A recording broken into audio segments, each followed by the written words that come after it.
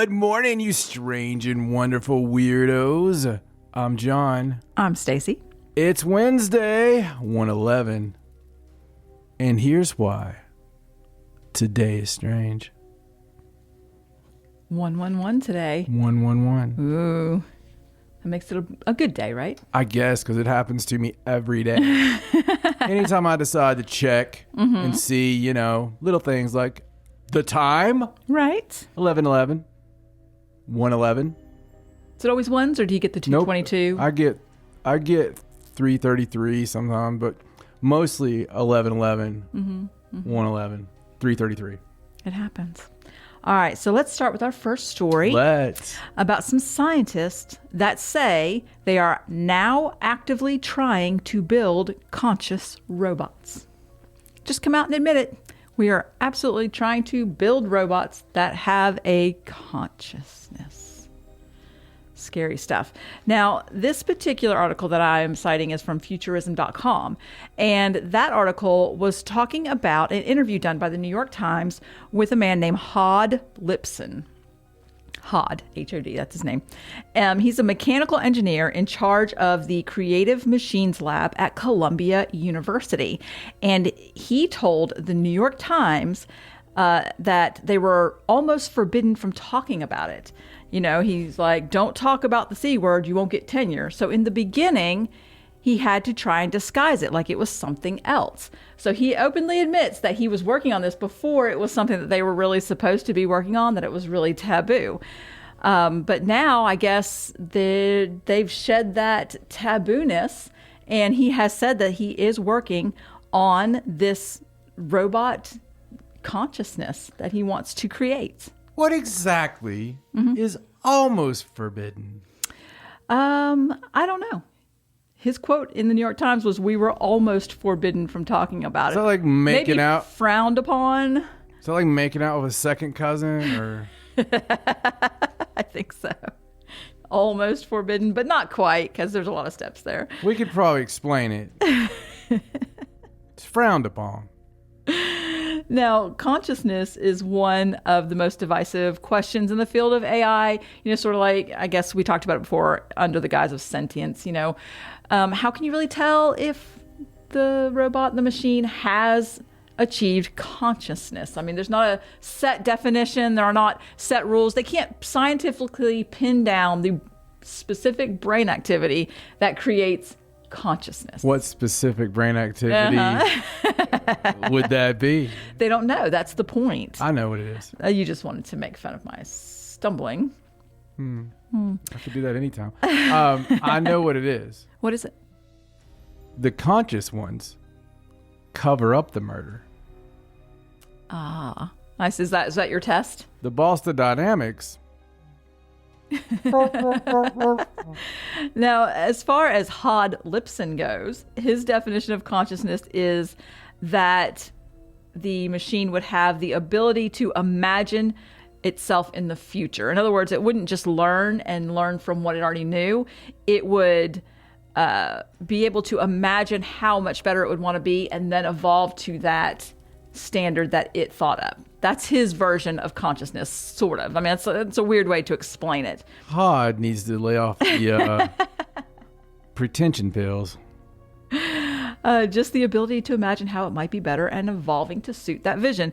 Now, it says it's always worth asking whether the machines actually possess consciousness, or if it's just the scientists wanting it to be so, that they project their own, ideals on it, and they read more into what's happening than what's really happening. Oh, please, Martha Love Robot. I know you're really looking at me. Aren't you? Aren't you? My favorite part of this article is at the end. Me too. Another quote that Hod Lipson told the New York Times, and this is his quote: "There's the hubris of wanting to create life. It's the ultimate challenge, like going to the moon." No, Hod, it's not like going to the moon. It's not like going to the moon at all. It's quite a bit different. Hod uses hubris in common conversation. Yes, he does.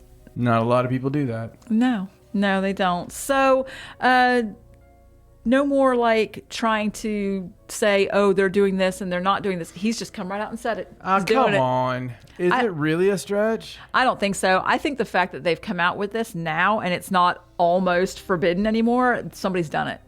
Like, they must have done it. And now they're just trying to, like, catch the people up with what they've already accomplished.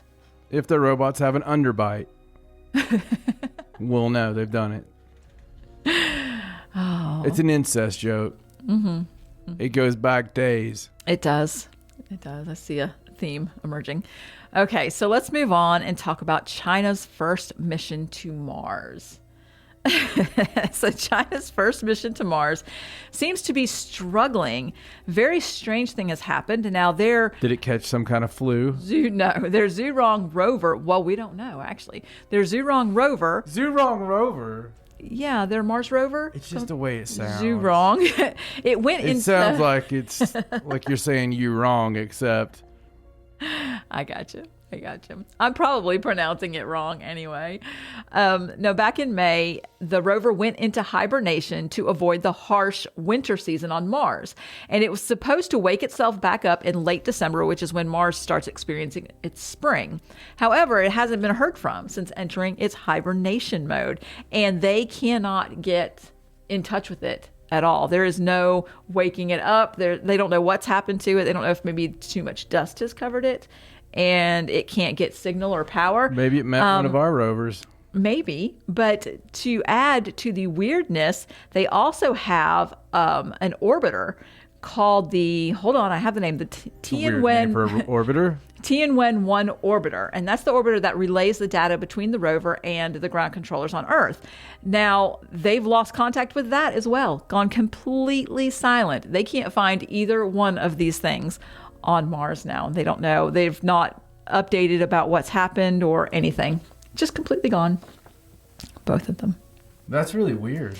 It is really weird. I feel like, if we were friends, we could be like, hang on, we'll send our rover over to take a peek, but we'll send our rover over. I think it's funny. We've got some of us that are friends. Now, this particular article made a note. It said it's worth noting that NASA's Curiosity and Perseverance rovers are able to power through Mars's winters by using radioisotope power system. They made sure to mention that in the article. Like, well, we don't have that problem. Our rover's antenna's this long. Exactly. It's like scientists having a contest. So we don't know what's happened to it until China updates everybody. There's no telling. Really? Yeah. As soon as China gives us that update. The orbiter like fell back down to Mars and they just didn't tell anybody. Like the longest just landed. Awaiting space station. Right, just tumbles down for no reason. For those of you just catching up on our other show, coming back soon later this week, Paranormal Sideshow. Be sure to check out all your local listings. On that one, a couple years ago, we had a story about a Chinese space station. And if you don't keep up with weird news, you may have missed it. Or if you don't live in Detroit. Was it Detroit? I don't remember. I'm pretty sure it was somewhere we knew if it hit, it wouldn't be that big of a loss. I think it may have been Detroit. So they kept telling us the first day, it was like, this space station, it's falling to Earth. It's going to crash. Mm-hmm. It's going to crash. And then a week later, it was still coming and still coming. And it took a few weeks, didn't it? To finally fall? It seemed like in paranormal news time, it was definitely a few weeks. But yes. It fell in the ocean. Mm-hmm. China's actually had a few things that have fallen back to Earth. They don't tell anybody. They know what's happening, but they're just like, it'll be fine. It'll be fine. Watch out. Well, let's move on to this next story. And this is also from China, while we're on a China theme. And this is about scientists that have unearthed a fossil of a bizarre creature that has a dinosaur's head and a bird's body. Now, this is a bizarre creature that lived in China around... like halfway through... I think it's like the missing link. Yeah. It's like the dinosaur bird missing link. Isn't that crazy? Now, it lived in China around 120... But that dinosaur head was really pissed million years. You gotta be kidding me. Millions of years building this piece of crap. And I'm turning into the Whatever this is going to be called. Chicken. Squawk, squawk. Chicken. 120 million years ago it lived. It had a dinosaur's head, a bird's body. It was a chicken-sized hybrid. So it had long shoulder blades, claws, but its large skull was shaped almost identically to that of a T-Rex. Get out of here. No. It was a chicken-sized It says a T-Rex. chicken-sized hybrid. Well, the body was bird-like. I get The head was very much like a T-Rex. Yes, almost identical, they said. And they did a lot of CT scans on it, and they confirmed that the creature's skull is morphologically nearly identical to those of dinosaurs. In other words, the beak area, a bird's beak, the top part will move independently, and on a dinosaur, it will not. So, and I guess the shape of it, you can see in the sort of x-ray, it does have a very dinosaur shape, but the body is absolutely a bird. So there you go. I mean, if anybody was ever wondering how that evolution happened there, they've got something there in the middle. Isn't that crazy? They've called it, let's see if I can get the name here, Cratonavis zahui. Sounds like it had an underbite. I don't know. Dinosaur heads, maybe. All right, let's go on to another discovery, shall we? This one's from Germany. It is a 3,000-year-old wishing well uncovered in Germany. Kiss and tell. So the Bavarian State Office for Monument Protection had a news release back in December where they talked about a wooden well that is roughly 3,000 years old that they found a lot of artifacts in the bottom that appeared to be intentionally placed there. Now, they were doing an excavation. They were excavating an area to construct a letter distribution center. And, they had to do the archaeological excavations first to make sure there wasn't anything there. And in this area, they found over 70 wells. And just this one well had artifacts in it, none of the others. And so they said because of the depth of it, it's like 16 feet, and the variety of items that appeared to be intentionally placed, they feel like it was possibly ritual offerings or, religious items Ex-wives. made during like a long drought period. Unwanted babies. So some of the things that they found were over 70 finely crafted clay vessels. Now there's like cups, pots, bowls, but they noted that these were not everyday items. They were very highly decorated, special type of pots and things. It also revealed 26 bronze robe pins at the bottom of the well and a bracelet, 2 metal spirals, 4 like amber beads, and a mounted animal tooth. It was like mounted sort of like you would wear it for jewelry kind of thing. A wooden scoop, they said. So different quality of items there. 3,000 years, you say? 3,000 years, yes. I would say all the organic material would be gone. I thought that, yes. Those robe pins. Mm-hmm. I don't know anything about robe pins, but how many pins does one person wear in a robe? Like, is it just like one or? Well, it depends on the person. I suppose. I mean, I guess they're just pinning up there so it doesn't open. I'm not sure, but I'm curious why. Because, I mean, if you're wearing a robe, you wouldn't pull the pin out and throw it in a well. How big of an area was this? I don't know. It's a well, so, it's just going to be. Not the well. The area where they found the well. I have no idea. I had a good idea of the well. It just says it's an excavation area. But they said they found 75 wells. 70. It's big enough to find 70 found in this area. And only one had the relics. And they're building an entire distribution center. So it's probably a fairly large size area. But still, yeah, that seems a bit disproportionate. A lot of wells. Yes. Little disproportionate.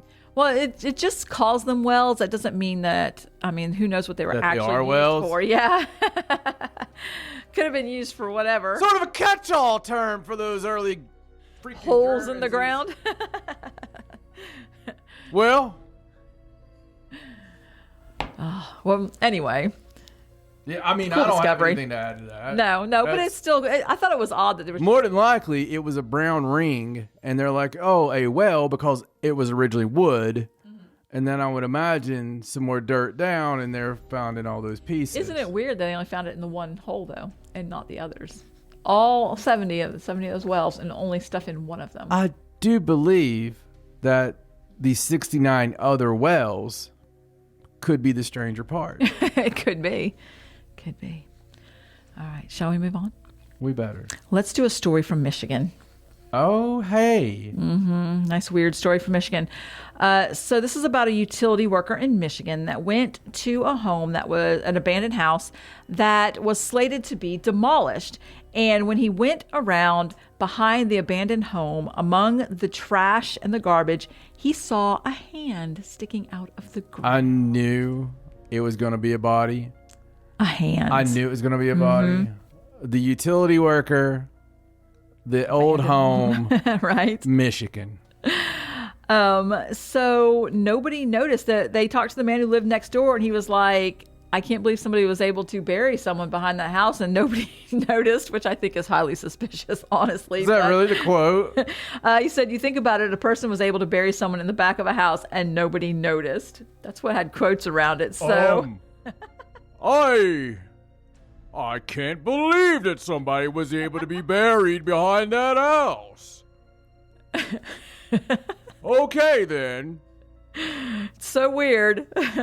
Now, police have only confirmed that the body is of a woman. They've not stated when or how she died, how long it had, possibly been there. It's unclear when they're going to have more information, but the FBI is assisting the Detroit Police Department in the investigation. And that guy had an interesting day at work, didn't he? I'm sure the Detroit Police Department don't have many cases of bodies being found.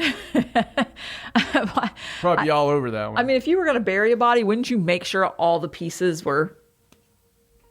it was like sticking out. Depends on where I was. I guess. How quickly you were trying to get it buried. Mm-hmm. Yeah.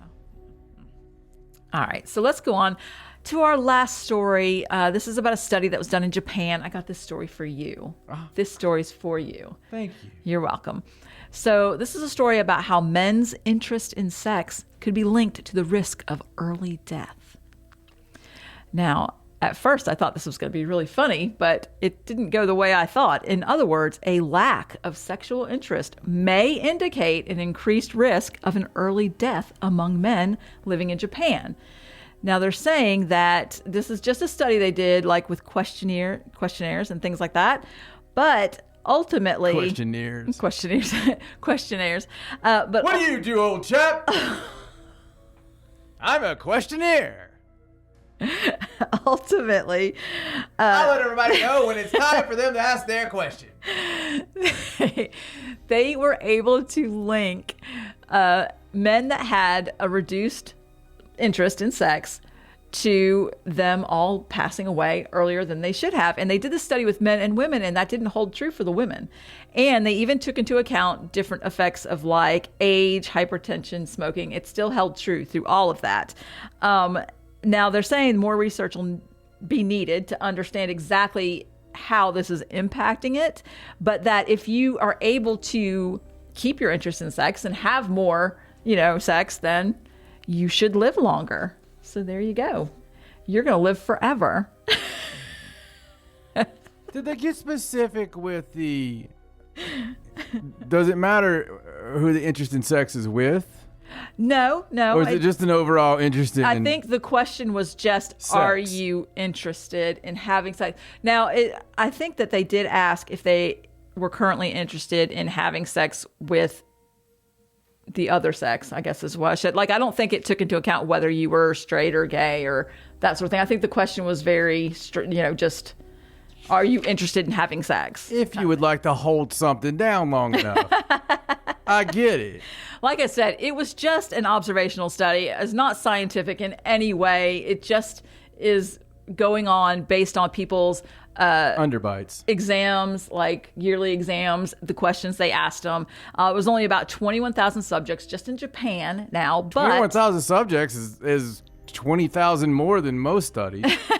Well, and it's something that hasn't actually been studied very much. They pointed that out. So I feel like this is a good study for Japanese scientists to go home and say, we need to have more sex.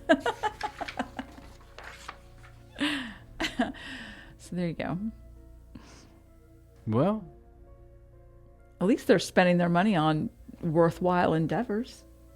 They're not getting a bunch of cows high. Exactly. And drinking the milk. And looking for the snake parts. So you want to live longer? I think the question is, do you? With that said, I guess we know why today's weird.